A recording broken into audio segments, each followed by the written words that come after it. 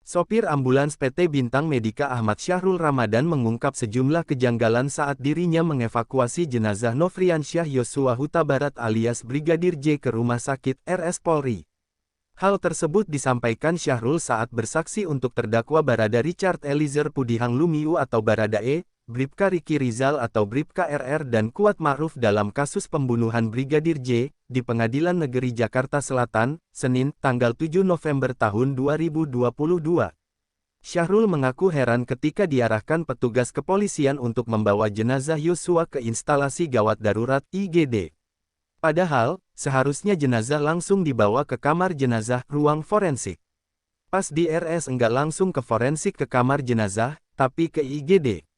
Saya bertanya, Pak izin kok IGD dulu, biasanya kalau saya langsung ke kamar jenazah, forensik. Oh, saya juga enggak tahu Mas ikuti perintah aja. Oh baik, ujar Syahrul di hadapan Majelis Hakim PN Jakarta Selatan, Senin, tanggal 7 November tahun 2022. Mengikuti arahan tersebut, Syahrul langsung menuju IGD yang saat itu kondisinya sedang ramai. Ia kemudian menyerahkan jenazah Yosua yang telah dibawanya dari rumah dinas ex-Kadif Propam Polri Verdi Sambo tersebut. Setelah ingin pamit pulang, Syahrul ditahan oleh salah seorang petugas yang tak dikenal namanya. Ia pun menuruti arahan tersebut dan menunggu di dekat masjid rumah sakit. Ketika merasa haus dan lapar hendak mencari makan minum, ia tidak diperkenankan. Syahrul dibelikan sate dan minum oleh petugas dimaksud. Saya bilang sama anggota di RS pas saya izin pamit, terus katanya, sebentar dulu ya mas, tunggu dulu. Saya tunggu di tempat masjid yang mulia di samping tembok sampai jam mau subuh, cerita Syahrul. Mau subuh saudara nunggu, tanya hakim menegaskan, iya yang mulia, pas saya mau ke depan, sudah mas di sini aja, terus saya bilang pak izin saya haus. Sembari menunggu saya dibelikan air dan sate, jawab dia. Kenapa saudara disuruh nunggu sampai subuh?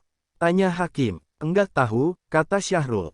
Tidak hanya itu, menurut Syahrul, jenazah Brigadir J juga berlumuran darah dengan wajah tertutup oleh masker berwarna hitam dan mengenakan kaos putih. Jenazah sudah di kantong, tanya hakim. Belum, masih tergeletak berlumuran darah yang mulia, jawab Syahrul. Syahrul melihat dada kiri Brigadir J bolong akibat luka tembak.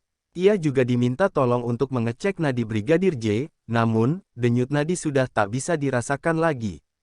Saya disuruh oleh salah satu anggota untuk cek nadinya. Saya cek nadi di leher dan tangan memang tidak ada yang mulia, imbuhnya.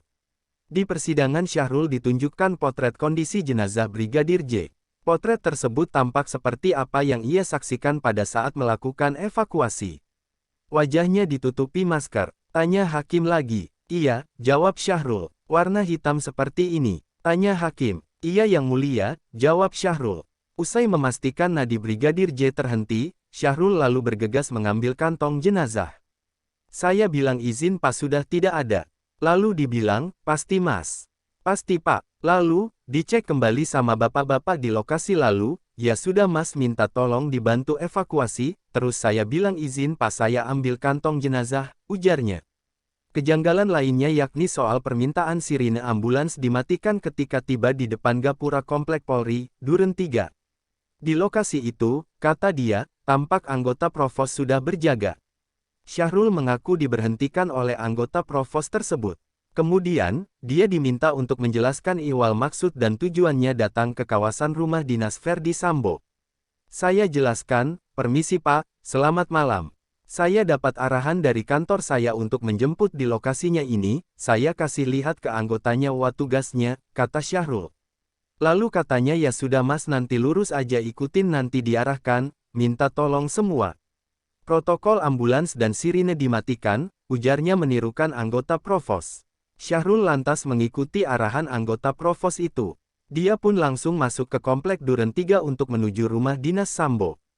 Setibanya di rumah Sambo, kata dia, rumah dalam keadaan ramai.